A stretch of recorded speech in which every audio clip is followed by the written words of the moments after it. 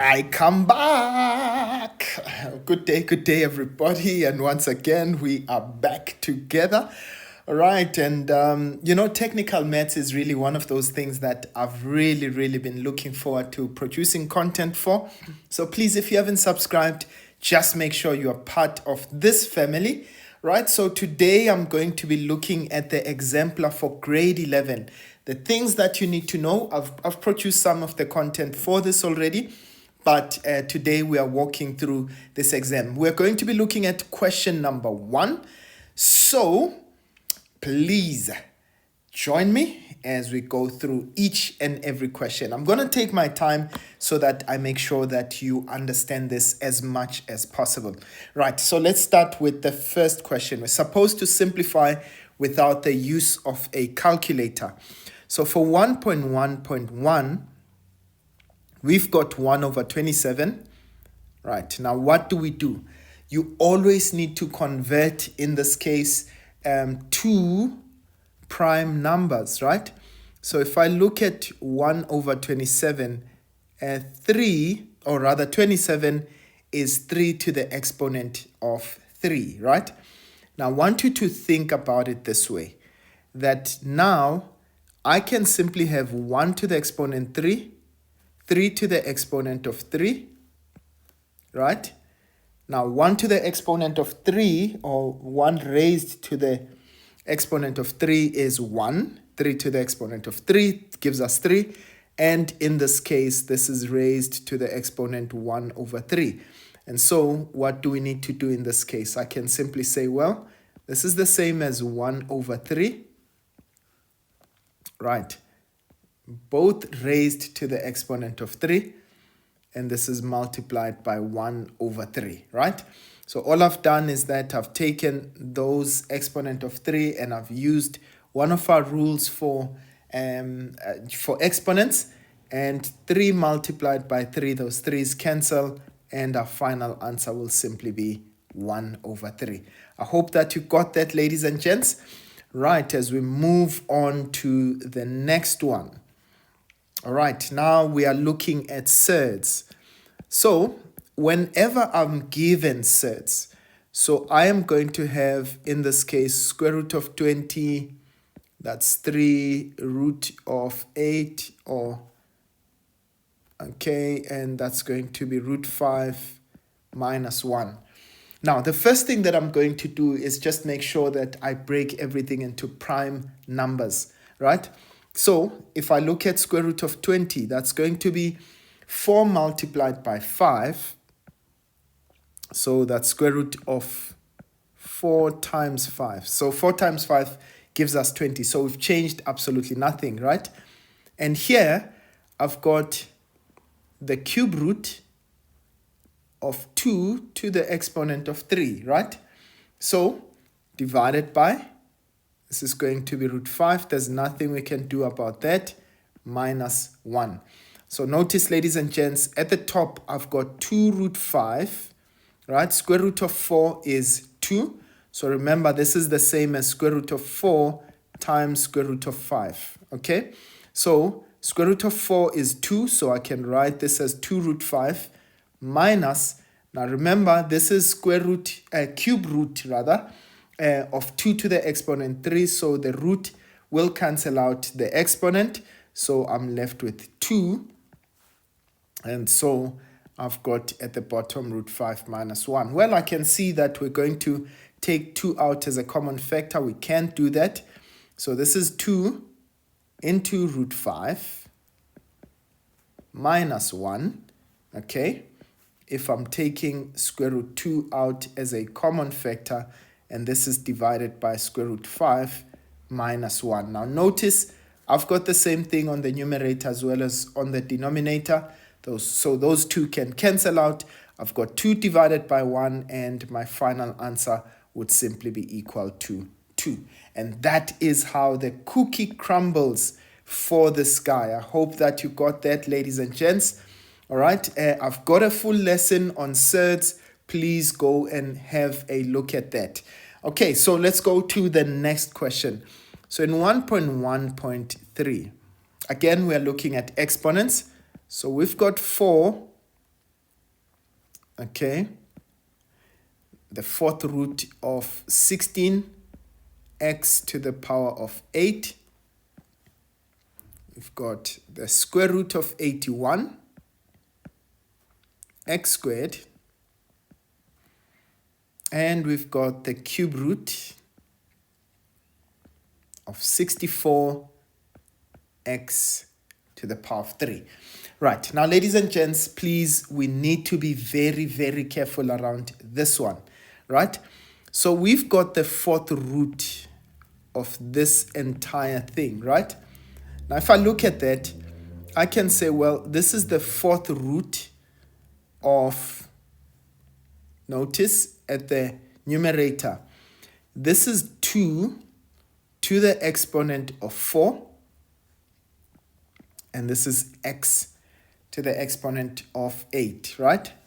This is divided by, so square root of 81 is 9. So this is the same as having 9x. Now remember that the square root would be simply, it's the same as multiplying the exponent by the fraction. So that would be 1 over 2, right? So this is 9x minus, so we've got the 64. Now 64, if I want to break this down in terms of 2, this would give us, what would be, okay, so 4 times 4, that's 16. Yeah, I think that would be 4 cubed, isn't it? Yeah, 4 cubed is 64. So then we can say, well, this is 4 cubed x cubed. But if we take the root of that, then obviously we are going to be left with, in this case, just 4. Right, so the fourth root of 4, so this is the same as having 2 to the power of 4 times 1 over 4. So this would give us just 2. And x, now please, I want you to note, so this is to the 4 to the power 2, x to the power 8, and this is multiplied by 1 over 4. This is the same as having the root, right? So what happens? That root multiplies into both the exponents here. Okay, and we've got 9x minus, right, sorry, this is cube root of 4 cubed. Again, this is having 4 cubed x cubed. This is the same as saying multiplied by 1 over 3. And ladies and gents, I'm sure you can see how this 4 cancels out with that, right? So we are left with just 2. And for x, we've got 8 multiplied by 1 over 4. That gives us 2. Okay. And at the bottom, we've got 9x minus, right, so 4 to the power 3 multiplied by 1 over 3 just gives us 4. And in this case, x to the power 3 multiplied by 1 over 3 just simply gives us x. And now, ladies and gents, let's simplify finally. So I've got 2x squared divided by 9x minus 4x would give us 4x. And ladies and gents, I know the x can cancel out with one of the squares there. Okay, and 2 divided by 4 will give us, sorry, this is supposed to be 5. Okay, so we are left with 2 over 5x. And ladies and gents, it is, very important for us to be meticulous on this one. What you could have also done is just keep in mind that whenever you raise an exponent with an exponent, the exponents multiply. So we had 8 times 1 over 4, as well as here we've got 4 times 1 over 4, right? And that's why we ended up with 2, and that is x squared. All right, ladies and gents, let's go on to the next one. I hope that you got this answer. If you haven't, please just try to work it out. And if there are any questions, you're more than welcome to ask on the comments section. Okay, so let's go on to 1.1.4. We're moving very swiftly. All right, so this says we've got 6 raised to the exponent x plus 1, 9 exponent x minus 1 divided by 2 into x plus 1, 27 raised to the power of x. Now, ladies and gents, it is very important. Always break things down into prime numbers. So if I look at 6, how can I break it down into a prime number? This is 2 multiplied by 3 raised to the exponent x plus 1. What about 9? That's 3 squared. So that's 3 squared raised to the exponent x minus 1 divided by 2x plus 1. Nothing we can do about that one. And 27 is 3 cubed. So 3 times 3 is 9 multiplied by 3 gives us 27. So this is 3 cubed. And we are raising this to the power of x. Okay, right. So what do we have? Now, please note in this case, right, we're using the law of exponents, right? A-M-A-N. This is raised to the exponent of c. This will be a-m multiplied by c, b-n multiplied by c. So that exponent multiplies into both the bases. Right, so what are we going to have? We're going to have here x plus 1 multiplied by 1. That's 2x plus 1. Right, multiplied by 3 raised to the exponent of x plus 1 multiplied by 3. Now remember, this 2 multiplies into that whole thing. That becomes 2x minus 2. Okay, so now at the denominator, we've got 2 raised to the exponent of x plus 1. And we say this is multiplied by 3 raised to the exponent of 3x. And ladies and gents, we do not have any addition or subtraction sign between the bases. So we can simply just take the bases that are exactly the same. We add the exponents. Now, if I look at this 2 to the raised to the exponent of x plus 1 divided by 2 raised to the exponent of x plus 1. Those are exactly the same, ladies and gents. So we can actually just simply cancel them out. You'll see that we're going to be left with 2 to the exponent of 0. And in that case, that gives us 1. So it's as good as just canceling that out. So what are we left with? We're left with 3, right? So bases are the same. We're multiplying, we add the exponents. So this is going to be x plus 1 plus 2x minus 2.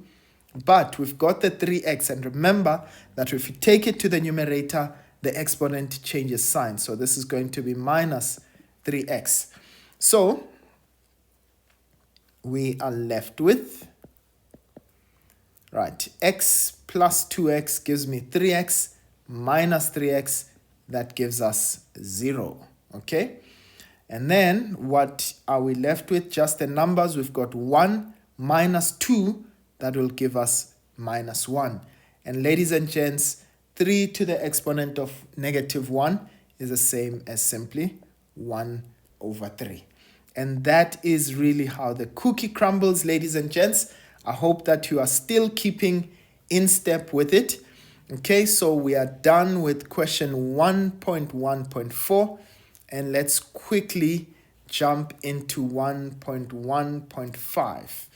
Right, so this becomes your appetizer when it comes to mathematics, right? Because this is what you're going to be applying in all the other sections. Right, now let's look at 1.1.5.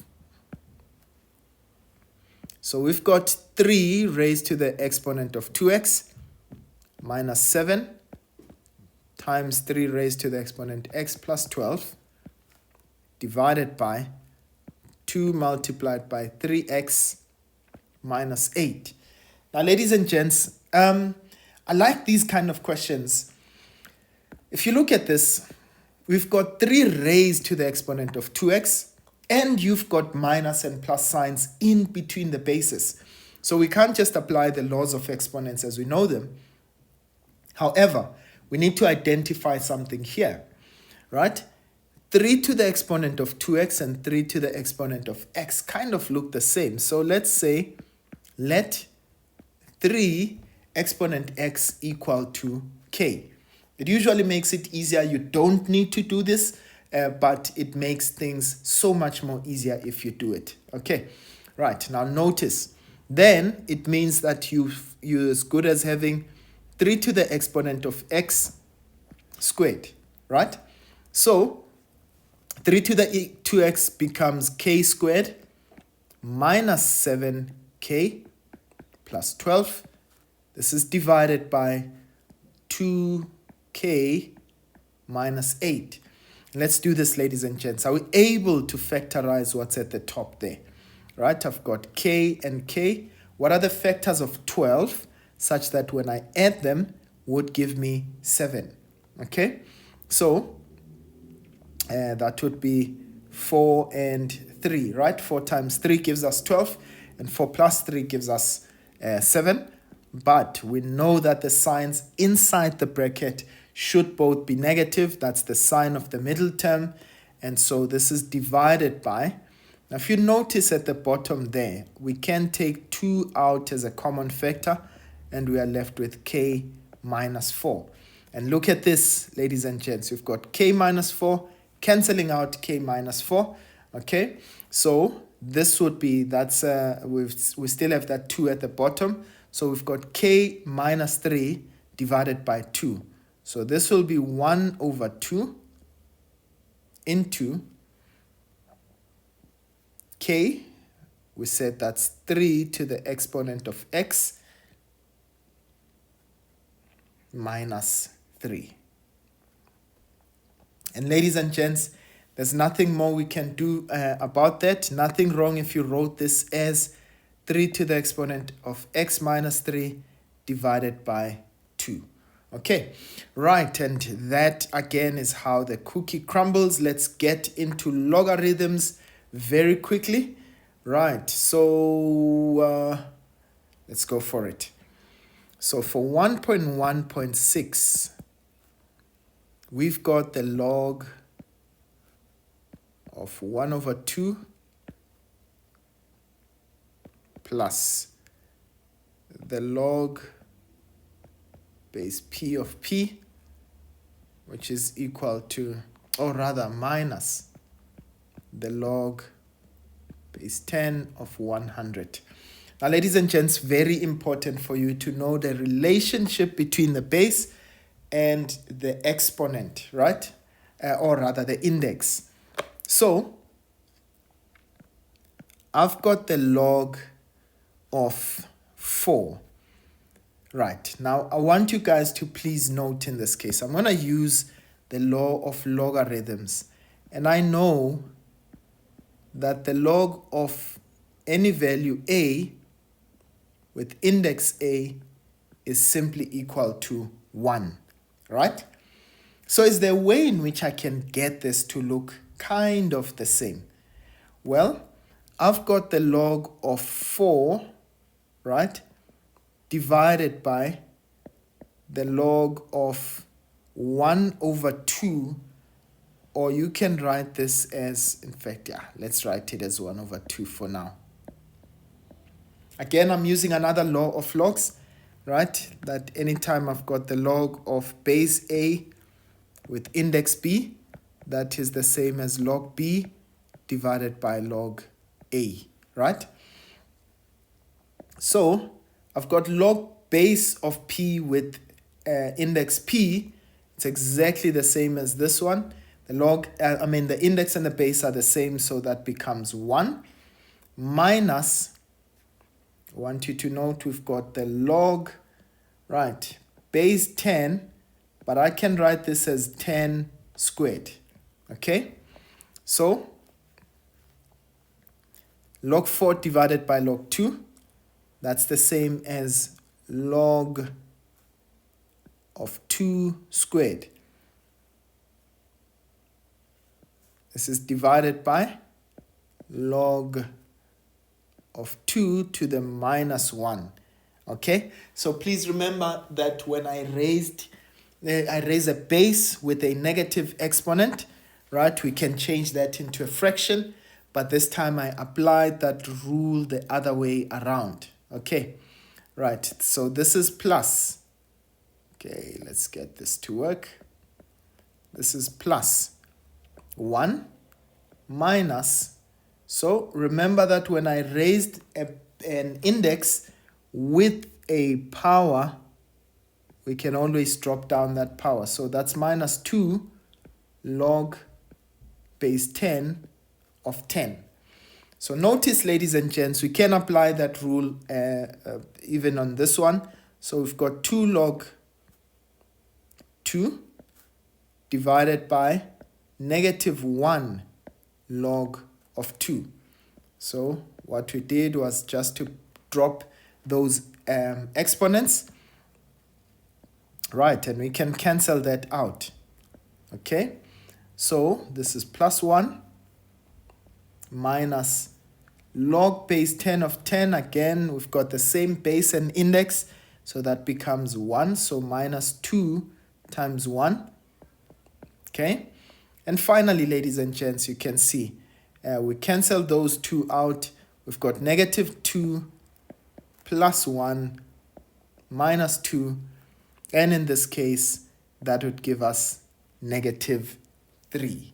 Okay, right, so please note that, ladies and gents, that's our final answer. That will give us negative 3.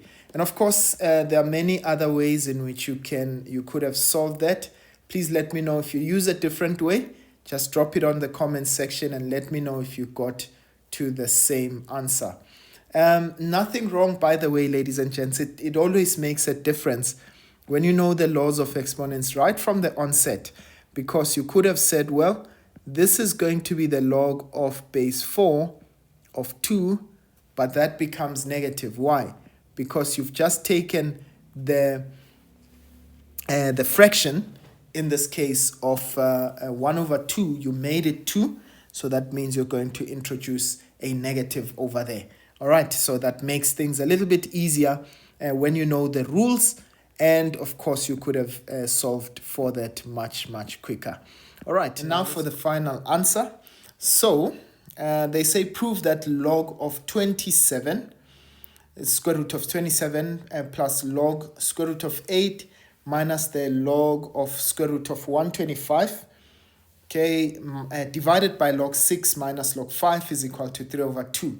All right, ladies and gents, let's go right into it. So you've got the log of square root 27 plus the log of square root of 8 minus the log of square root of 125. Apologies for writing over there. Divided by the log of 6 minus the log of 5. So if I look at this, square root of 27, 27 is 3. Yeah, that's 3 cubed, right? So this is log of 3 cubed. But remember, we take the square root of that plus the log of 2 cubed with its square root, the log of 5 cubed with its square root.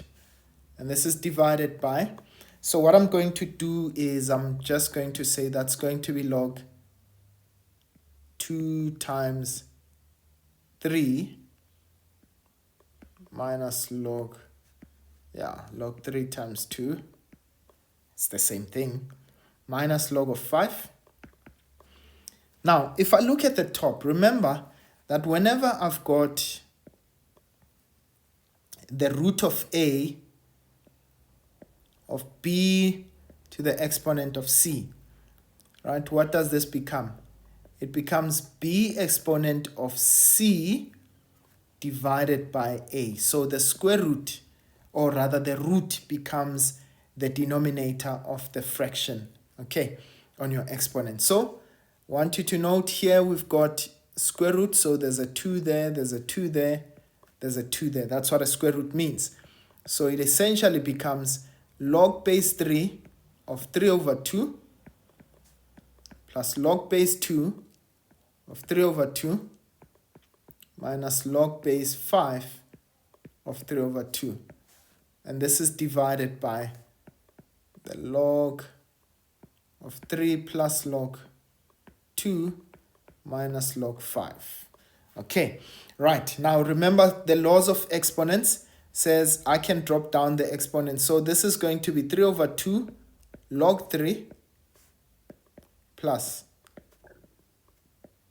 3 over 2 log 2 minus 3 over 2 the log of 5. And this is divided by log 3 plus log 2 minus log 5. All right, I think we are almost there. So we can take out the 3 over 2 as a common factor at the top. Okay, so that gives us log 3 plus log 2 minus log 5. Divided by, well, it's exactly the same thing. Log 3 plus log 2 minus log 5. Ladies and gents, if you notice this, that's exactly the same thing as we have on the numerator and the denominator. They can cancel out, and so our final answer is 3 over 2. So definitely left-hand side is equal to right-hand side. Okay, so it is equal to 3 over 2, and that is how the cookie crumbles. That's how we come to the end of question number 1. I hope that you guys really thoroughly enjoyed it. Okay, so we will be looking at question number 2, but please remain subscribed, and I'll see you guys again next time when you look at question number 2. For now, it's sharp sharp.